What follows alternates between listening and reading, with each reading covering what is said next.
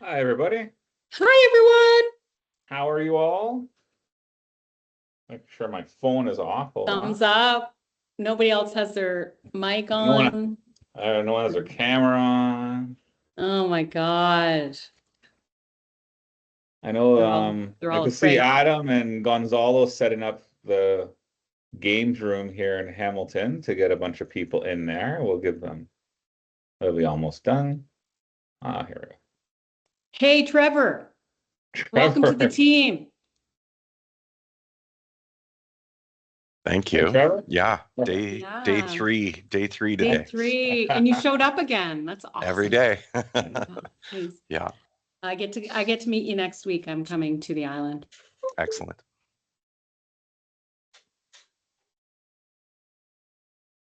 All right. So Prim's here. Is Juliet here yet?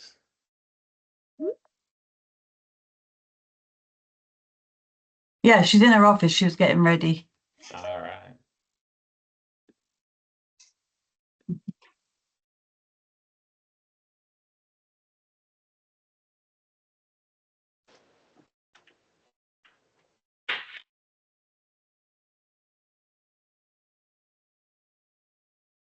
All right. So let's wait. There's Juliet. Can't start without you, Juliet. No, can't hear you.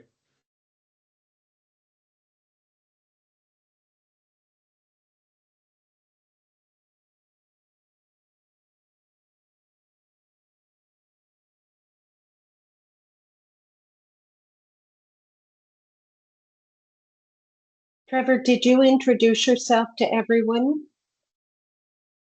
Well, we didn't make them do it to everybody. I said a quick hello, Well, we're just excited to have Trevor on the team. So I'm the new social wellness coordinator or coach, sorry, social wellness coach here in Victoria in Saanich. I started on Monday and my background has been 15, 20 years in social work, helping in different capacities. And I actually did a practicum at the brain injury program 12, 13 years ago. So it's a kind of a full circle moment and remembering some people that are in the industry as well. So it's nice to reconnect with people and to be back doing this meaningful work. It was cool, Patty. We had a meeting where Trevor Yeah. attended, Yeah. and they were all, "Oh, I know you. Oh, I so remember good. you." That's Yeah. good. It Yeah. was cool. That's great. Yeah. Well, welcome, Trevor. Yeah, I look forward to meeting you on Tuesday or Monday. I'll probably meet you Monday if you're All in. right. Juliet, can we hear you yet? No, not yet. Okay, Prim, you're on your own today.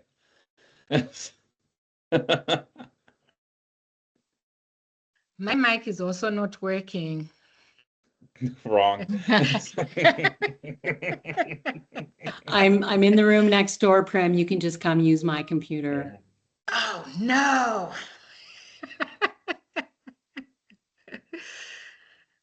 No, it's so good to see everyone. Yeah. Yeah. And Jeanette's set up next door to Juliet if she wants to pop in there.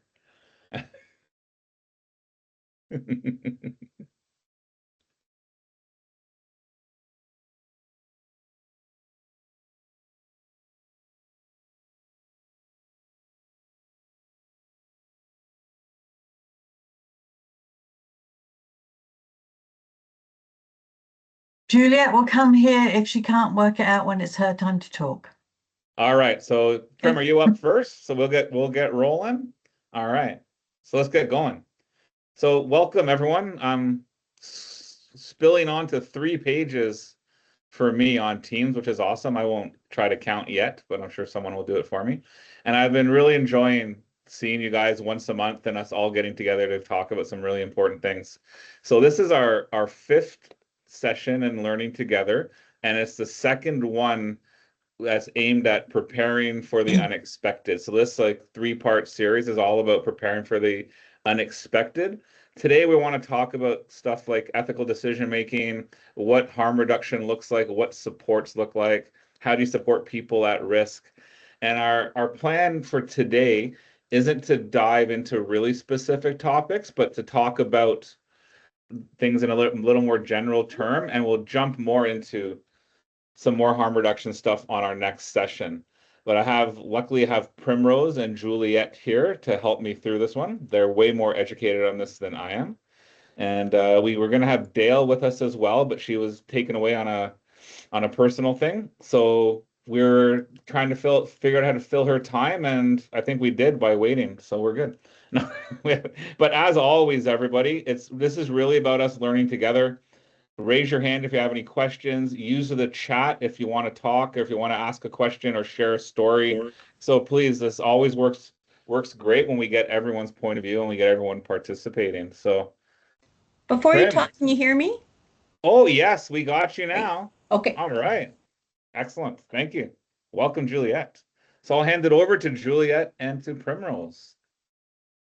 Okay, well, thanks, Jamie, for that introduction, and it's good to see everyone again.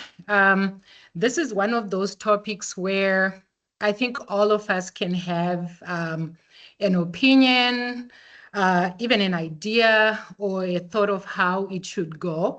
Because when we talk about this topic, there is no right or wrong answer. It is about, I always say it's about supporting people to participate in whatever they are choosing to participate in, but sort of like in a safe way. Like, how do we, for lack of a better word, mitigate that risk, right? And provide that information to people. So I know all of us have sat down sometimes as we do this work and asked ourselves, like, how did we get here? Did I sign up for this? Is this ethical that this person is making this decision? Should this person be doing this? Or why is this situation making me feel this way? And that's all part of us looking into our own value system sometimes, because when they feel when someone is making a decision sometimes that you wouldn't agree with because of your own values, it can make you question whether they should be doing that. So that's why this topic is so important, because at Connect, we value supporting people where they are at. So when we look at harm reduction, what does that look like for a person? So asking those curious questions as to what it is that they are trying to do and how can they safely do that in their own way. I think when we started talking about this topic, one of the things we all could agree on is every day all of us take risks and we mitigate risk. So when you choose to get into your car, you're accepting the risk that comes with getting into the car. So you put on a seatbelt to mitigate that risk, right? When you step into the shower, it's a wet floor, right? Like, things can happen. So that's why it's so important to talk about how to best support people to live their life. So as we reflect on why we feel the way we feel when we're supporting people, it's mostly based on our own values and our own biases. So it's good to constantly reflect and think of our own systems. And it is normal, I would say, to feel uncomfortable when supporting people.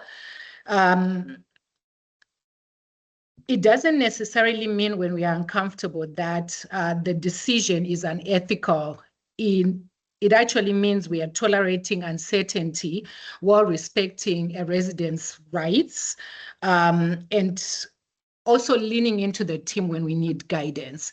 So I know right now it seems like I'm talking in circles, but I think these are all the things that we all face, like at Connect, because we work in the gray.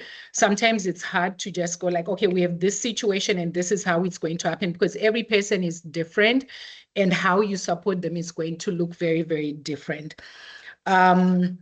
So some of the some of the things that we face, I know we are not going to delve deep into answers like Jamie said, but some of the things where we've been faced with making some of these decisions include, like, for example, someone wanting to go for a walk when they are, they are like at a high risk of falling. And you're sitting there thinking, I need the physical coach to come and support me. How do I make this safe for them? But at the same time, it's like, should we wait for the physical coach, or can we support the person? Let's say it's on a weekend, right? If a resident is refusing to take their medications, or if a family member is asking you to withhold information from the resident, but the resident has the capacity to make their own decisions. Maybe they are choosing to spend their money on things that you wouldn't spend your money on, and maybe they are receiving a government subsidy and it's not enough for everything that they want to do. How do you support them to then purchase that item at the same time, also providing that education on budgeting, bringing in the independence coach to talk about budgeting as well. So you might feel anxious because the ethical appropriate action is not the one that always feels safest for you or most comfortable. So we are going to be sitting in sometimes the messiness of supporting people in what we do here. And when you're faced with these issues, it's good to reflect and ask yourself questions. So I would like to ask people, like, when you are dealing with a situation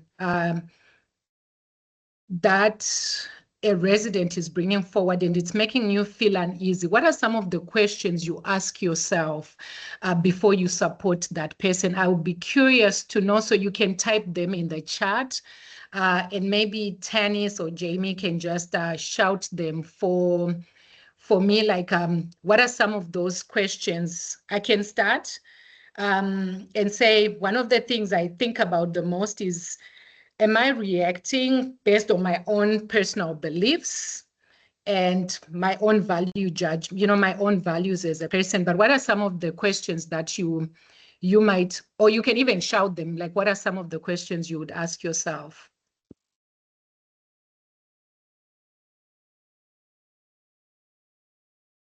So Carly asked, am I bringing a past challenging interaction into this moment? Has anyone else felt that one before?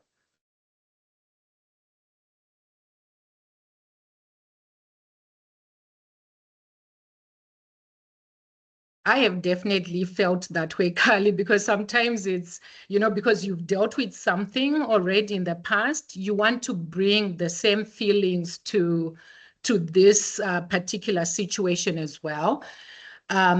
Yes, Sylvia, why do I feel this way? Why is this so important to me? Exactly, right? Like we said, leaning into our own values and our own biases.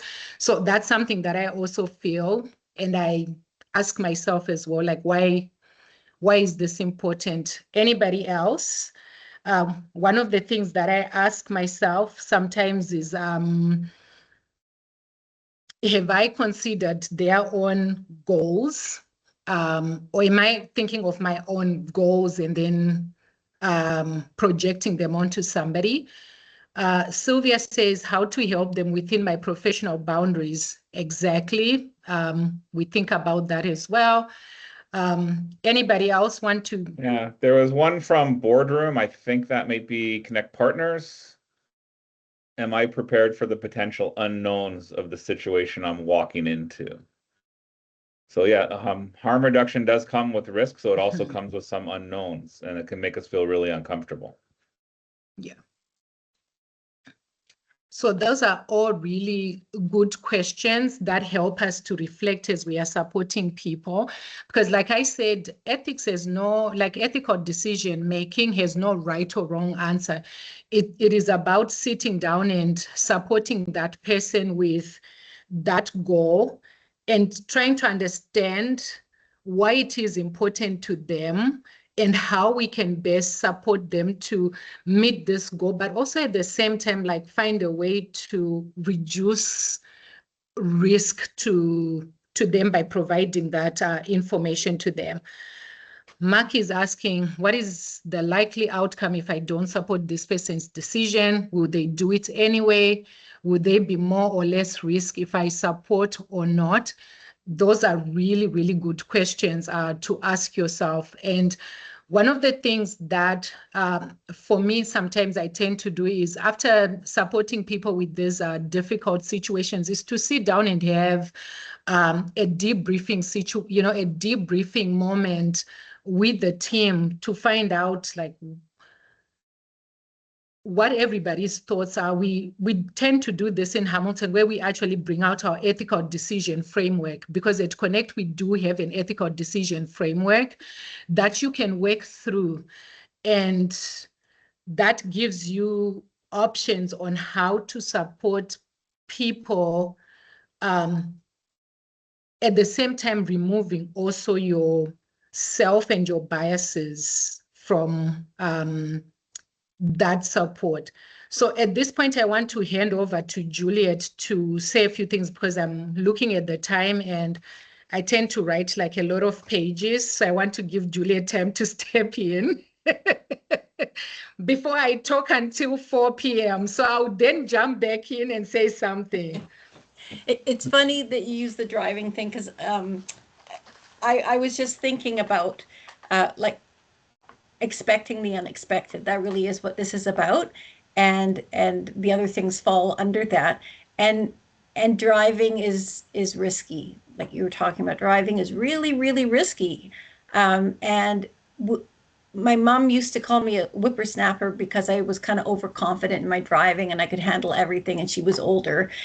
And she told me once I got my first accident, then I'd be a little different and be a little bit more worried and that. And so thank you, Mom. Yeah, it did happen. And I'm in my 50s now.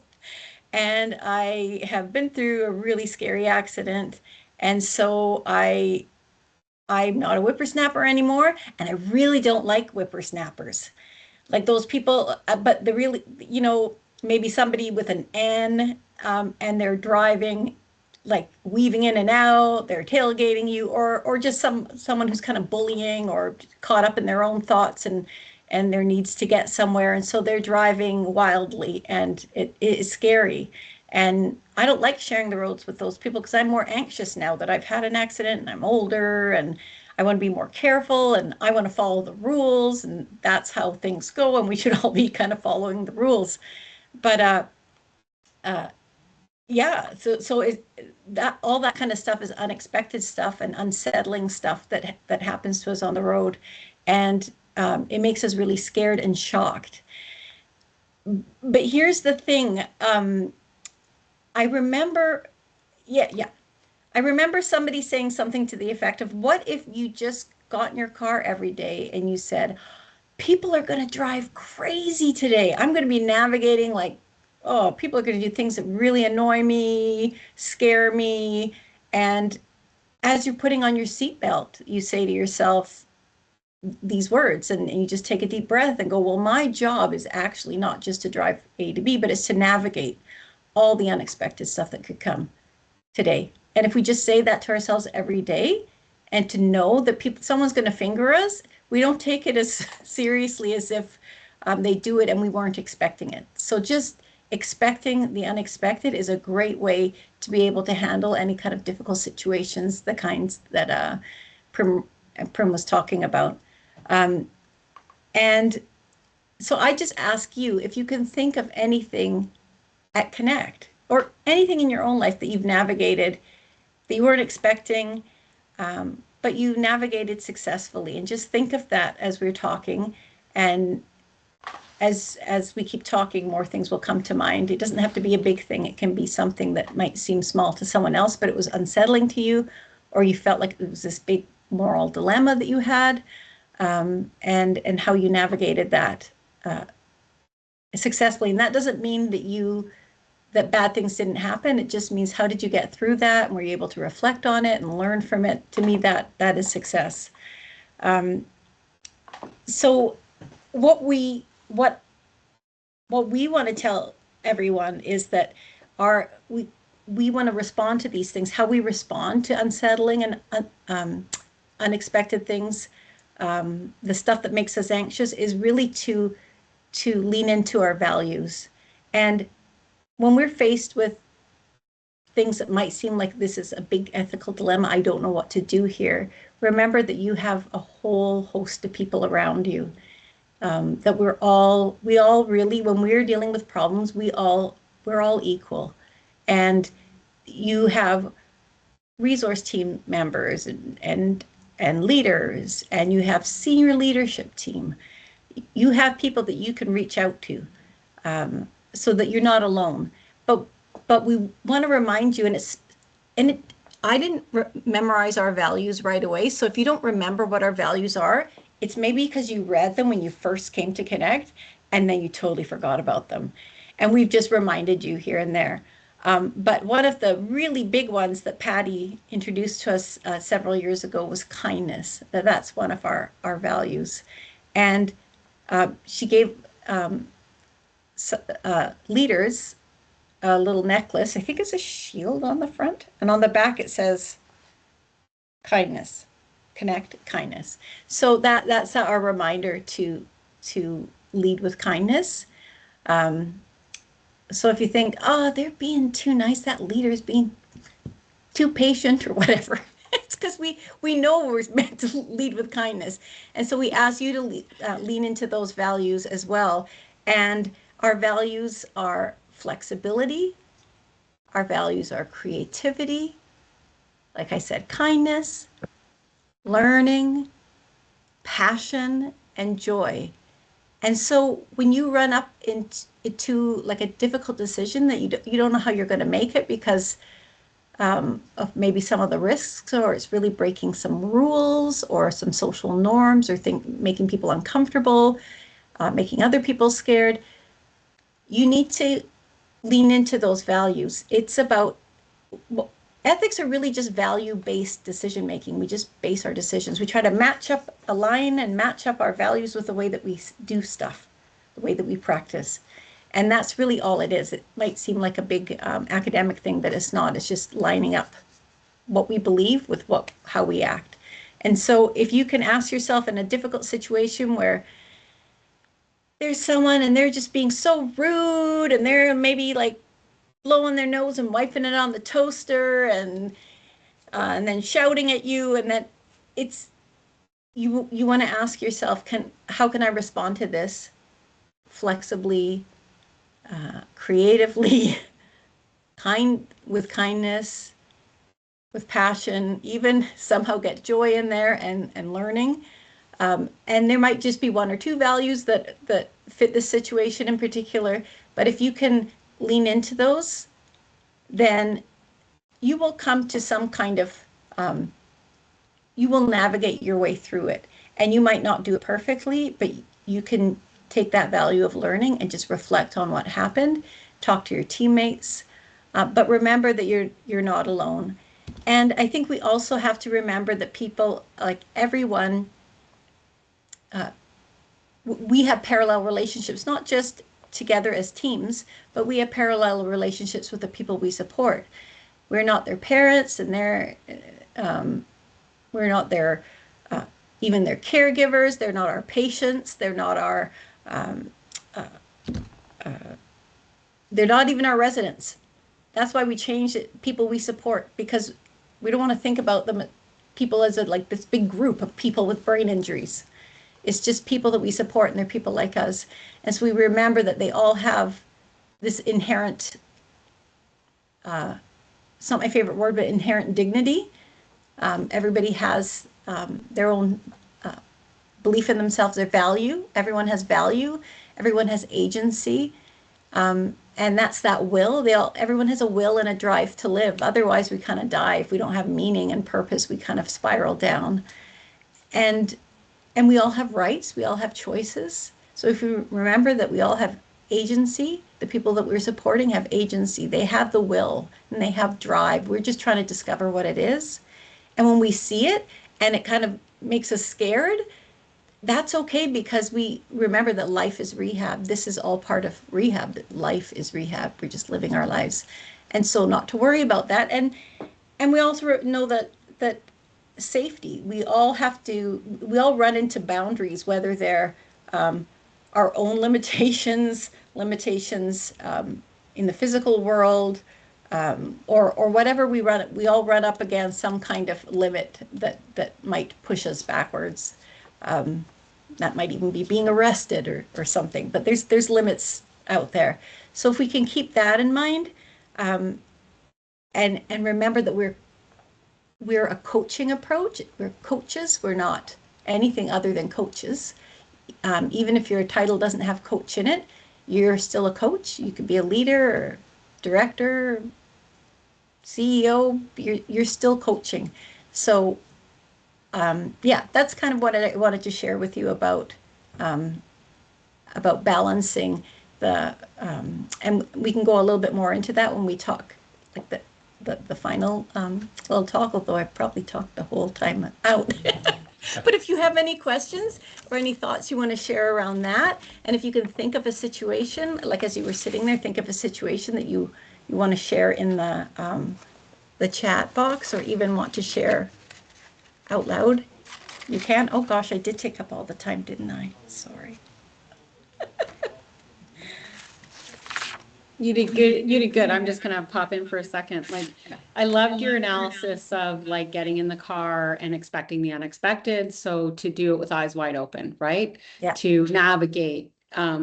One of the things that I cherish so much about the work that we do at Connect is when we talked about expect the unexpected as something that was, I'm in the dark now, something that was kind of part of our vibe. It's part of sort of like, you're not the boss of me, I'm not the boss of you, was also something we came up with years ago when we rebanded to Connect. We have seen so many positive things that we did not expect. Yeah. So it's not always expecting the things that go wrong. It's not expecting the things that give people the agency and the voice and the trust to try something to succeed that we never thought was possible in our own minds. So that's that space that you're talking about, Prim and Juliet, around give space for that. Take intelligent risks with people so that they can grow. Yeah, and I think just to, I realize that we don't have much time left, but it's just I think remembering that everyone is, as Karen would often say, and I don't know, Patty, this is something you would say, I don't know who started with it, but everyone is creative and resourceful and whole and wise. And if we can see that, even when we're facing, we're talking about things like harm reduction, and we'll talk a little bit more about maybe some more really, really challenging situations where maybe someone's life is being destroyed completely by substance use that's just totally out of control.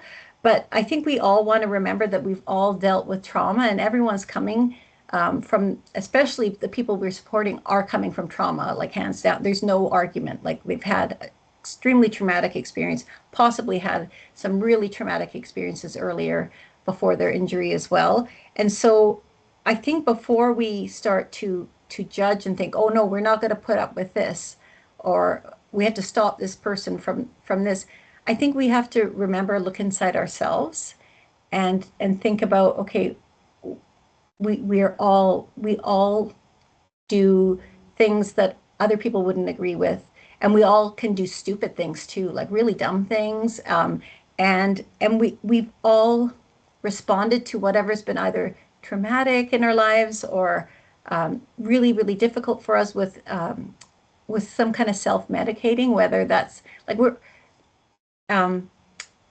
we may have unresolved something, so we might self-medicate to kind of push it down.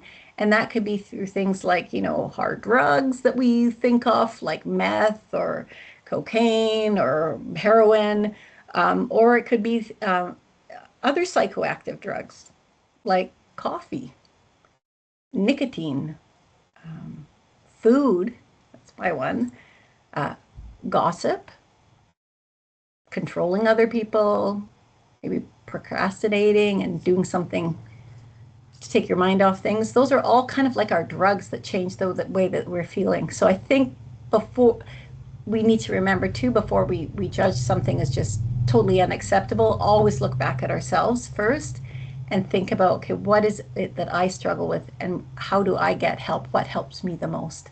And maybe that thing won't help the other person, but having that compassion and that empathy is a great thing to have. Yeah. And I think it's also good sometimes to just acknowledge to yourself that even when a resident is or a person we support is doing a decision you wouldn't make, it's okay to step away and go like, I wouldn't do that in my own life, but I am going to support you, because being a coach is like helping people find their own solutions.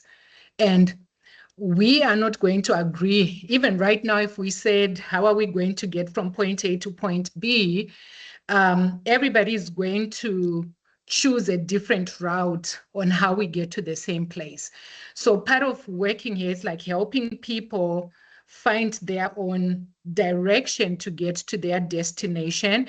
And it's okay to acknowledge, after you've supported someone to make a decision that you wouldn't make in your own life, to go like, in my own life, like based on my own values, I wouldn't do that. But this is not about me. It's about the person we support and their goal. And if I provided them the information that they need to make this this decision, so are they making an informed decision? Have I done my part? So at the end, if they choose to smoke 5 cannabis cigarettes, when their medication maybe does not agree with the cannabis, have we sat down with them and said, hey, these are some of the things that could happen, like with the decision that you are making, but we are here. How can we do this safely with you? And that's where that harm reduction approach, right? But it's also realizing that not everybody is ready for harm reduction, what we think is harm reduction, right? So we also have to ask curious questions about what does that look like for that person, and be okay that if it looks differently than what I think, it is okay to sit with that uncomfortable feeling and support them to do it the best way that they need to do it. And that's why we are all here. So this is not a topic that we have like an easy like yes or no answer, like, oh, this is happening, I'm going to call Juliet and Juliet is going to say, I do this. It's about knowing who the person we are supporting is, what is their history, what do they want to get out of life, and what is meaningful to them, because we all play different roles in our lives. And as we support them, like them, it's okay for someone to make a different decision than I will, but is it a decision that's going to help them redesign their life the way that they want? Because one of the things I think when we all started at Connect, we were told we are not in the driver's seat. They are in the driver's seat. Sometimes they will want us to run next to their car, or sometimes they're going to invite us into the car. Sometimes they're going to throw us out of the car and we have to chase the car, right? So it's just a matter of like, where is this person today and what do they need from us today? And what worked last time with this person, it might not work this time when they are trying to make this other decision. So it's just like meeting them where they are at every single time we are faced with a difficult, situation that they present to us. And also leaning into your team as well to go, because sometimes as human beings, we are triggered. We've all lived different lives. So sometimes someone's decision could trigger something from your past. It's knowing yourself as well, going home and taking care of yourself to be like, why do I feel the way that I do? Is there something in my own life that's making me feel this way? Why do I feel, like someone said, why do I feel passionately about this? Because there's always a why. You just have to get to the bottom of it and understand it. And it takes each one of us doing our own work, so there's no right or wrong answer here. It's just working through the messiness of working with people, because all of us are complicated. Yeah. Great. Thank you, Primrose. Do you want to add anything else, Juliet? No, just gonna say, and I mean, there's more to, always more to say. Always more. I'm happy to stick around a little bit after, and yeah, you're welcome to chat more. We didn't really get into smart risks, but we can do that next time too. So yeah. Yeah. So yeah, the next session will be more on harm reduction, and we'll hopefully have some more stories to share. We have lots of comments in the chat, but not a lot of chatter. But I think this is more a really good introduction for us. As I skimmed through the chat, like I think Juliet and Primrose, thank you so much. You did an amazing job. And you both touched on all the notes that I made when I wanted to summarize everything. So, but really, when you look through all the notes, the things that really stood out to me was that we're all very aware that the people we support are at the center of everything that we do. And we're always going to check in with people. We're going to let them drive the bus, as Prim said. And what we want to make sure we do is that understand that who is the best person to be there. There's a few comments like, am I the best person to do this? Who's the best person to do this? Do I have this relationship? But really, that's about us leaning into each other as a team and leaning into our strengths and leaning into our values. And then that's going to lead us where we need to go and get the conversation started. And I think I'll leave with Mark. I think it was Mark's comment. Mark, I think I'm going to tap you on the shoulder next time to talk about this. What is the likely outcome if I don't support this person's decision? Will they do it anyway? And will there be more or less risk if I don't do something? So that make kind of a nice segue into our next session around harm reduction. So I'll leave it there. Thank you, everybody, for coming. Thank you, Juliet, and thank you, Primrose. And if you have questions that you want to share or you want to stick around, Prim and Juliet said they're available to answer any questions or further the conversation. But till next time, see you guys later. Thank you. See ya.